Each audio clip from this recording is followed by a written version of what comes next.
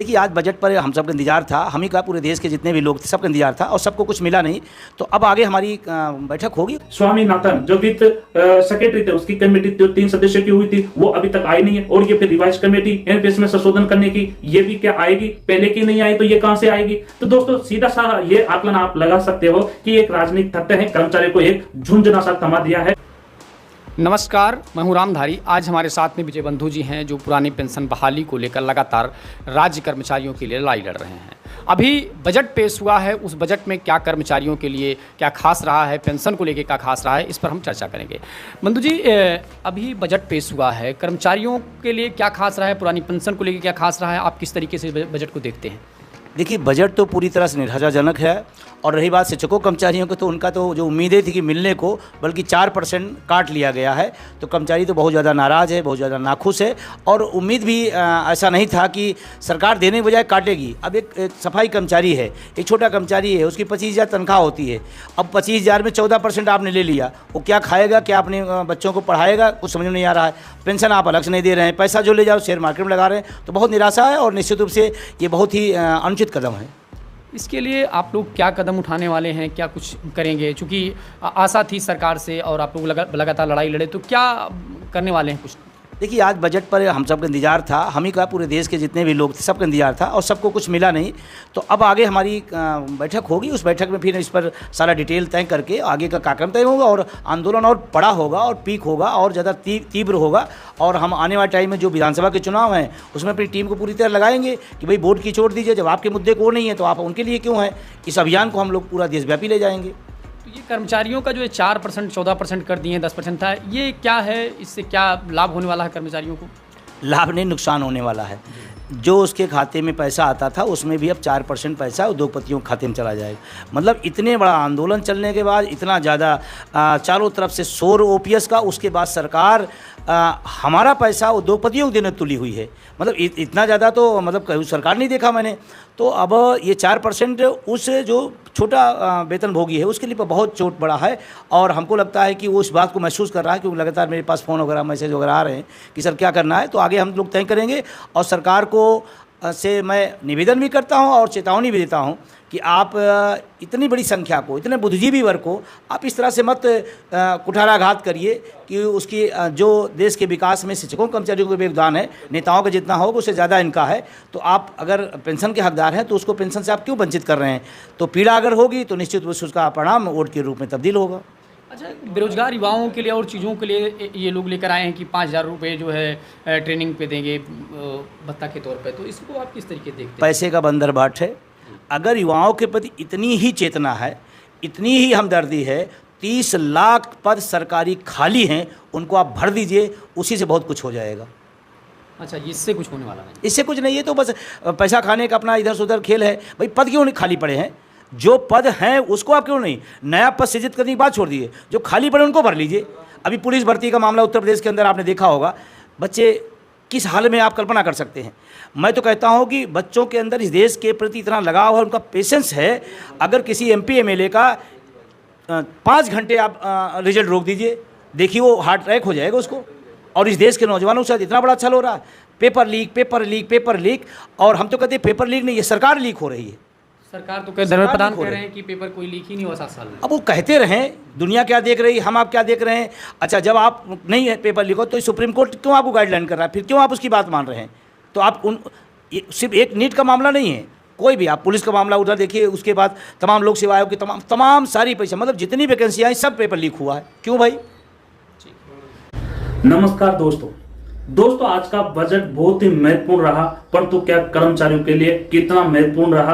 कर्मचारियों के लिए कुर्सी का पिटारा खोला है या फिर बेड न्यूज सामने आई है, या फिर 50% कर्मचारियों को एनपीएस में ही संशोधन करके ही पेंशन देने का प्लान रिवाइज कमेटी ने बनाया है। 8वां वेतन आएगा या नहीं आएगा, इस पर भी पूरी चर्चा हम कर लेते हैं। दोस्तों आज वित्त मंत्री निर्मला सीतारमण ने कर्मचारियों को देने की बजाय कर्मचारियों से लेने का है वादा कर दिया। सामाजिक सुरक्षा लाभ में सुधार हेतु एनपीएस में नियोजककर्ता द्वारा किए जा रहे योगदान को कर्मचारी के वेतन के 10% से बढ़ाकर 14% करने का प्रस्ताव है। इस प्रकार निजी क्षेत्र, सार्वजनिक क्षेत्र के बैंकों और उपक्रमों में नई कर व्यवस्था का विकल्प चुनने वाले कर्मचारियों की आय से वेतन के 14% तक व्यय की कटौती का प्रावधान करने का प्रस्ताव किया है। जबकि कर्मचारियों से ये वादा करना चाहिए था निर्मला सीतारमण वित्त मंत्री को कि मैं कर्मचारियों को कुछ तोहफा दूंगा, परंतु तोहफा लिया है कर्मचारियों से, मतलब सैलरी में से भी आपका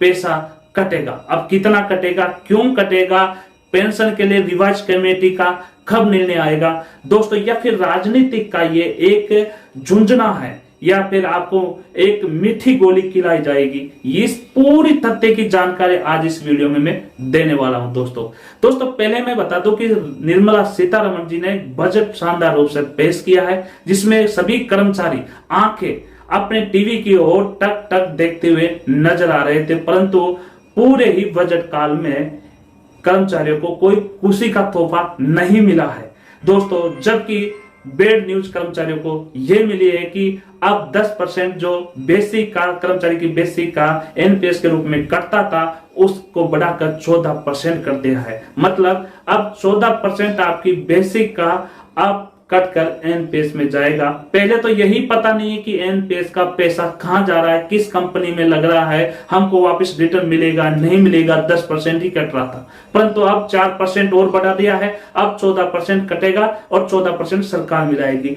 वित्त मंत्री निर्मला सीतारमण ने यह भी कहा है कि I am happy, I am happy, I am happy. अब ये क्यों कहा है, इसलिए कहा है कि जो जेसीएम की मीटिंग हुई थी वहां से रिवाइज कमेटी की ओर से यह मिला है कि एनपीएस में संशोधन किया जाएगा, ये निर्मला सीतारमण जी कह रही है। परंतु इससे पहले स्वामीनाथन जो वित्त सेक्रेटरी थे उसकी कमेटी जो 3 सदस्यों की हुई थी वो अभी तक आई नहीं है, और ये फिर रिवाइज कमेटी एनपीएस में संशोधन करने की ये भी क्या आएगी, पहले की नहीं आई तो ये कहां से आएगी।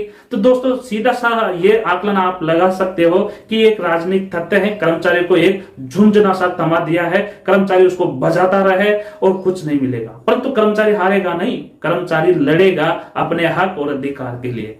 नई पेंशन योजना एनपीएस की समीक्षा के लिए गठित समिति ने अपने काम में पर्याप्त प्रगति की है। मुझे खुशी है कि केंद्रीय सरकारी कर्मचारी के लिए संयुक्त परामर्शदात्री मशीनरी की राष्ट्रीय परिषद के कर्मचारी पक्ष ने रचनात्मक दृष्टिकोण अपनाया है।